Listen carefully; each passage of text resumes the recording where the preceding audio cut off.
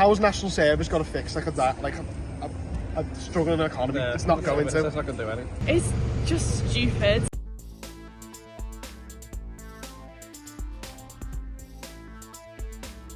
Like, I think he doesn't realise that we don't like him. The young population don't like him, so why are we gonna want to go and do something like that? And most of us, our reaction to like the wars that are going on, and we don't want to be a part of that. We all want to protest. We all want to know what's going on and protest about it, but we don't want to get involved, like fighting, because that's killing people's just wrong. I was a bit shocked, to be honest. Takes it back to sort of World War II almost with conscriptions, but sort of expecting to have the policies in order without forcing people to join. I do understand it, but ultimately having people join the NHS is just another problem with underfunding the NHS in the first place. Well, it's just a really backwards policy, because at the moment we just have a living crisis. Like the state kind of thing, and then you're going to make them work for free on weekends and then force them to join the army on that. Yeah, it doesn't make sense really, because there's bigger costs at the moment, because there's war everywhere just now. Why should we And on top of that, it's more like a morale thing in the army. Like, they're not going to want to fight if they're not going to want to be there. Exactly. Kind of thing, and he's not even voted in. Yeah. The election was 5 years ago, and he was dragging his feet. Yeah. And I don't think you should be able all to. this now to appear, to get approval from the older people and that kind of thing.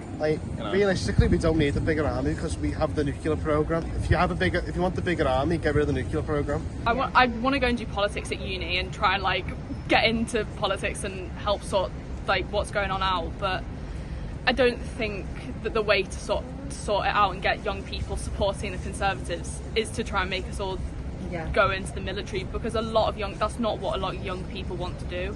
This definitely would have made life a lot more difficult at the time. I suppose I was in uni when I just started, but it certainly would have got in the way of my plans for the future. So I sort of had a plan in place. The whole Brexit thing, no matter what you say, it's just been an absolute scam for everyone involved. Because if it's about immigration, we're not going to get into that. But it's been 10 years, nearly, and nothing's happened since. Besides an economy that's went down the drain. Yeah, I wouldn't go as far as saying a lot of young people are pacifists, but a lot more young people are against war and are against that use of violence to deal with issues. We should be focusing on other things, like the state of the NHS and the state of the health crisis and schools and everything like that. Do you know what I mean? We haven't moved out, have we? We're students, we're still and we're living at home. Parents and that kind of thing, because it's not convenient to move out at the moment. No.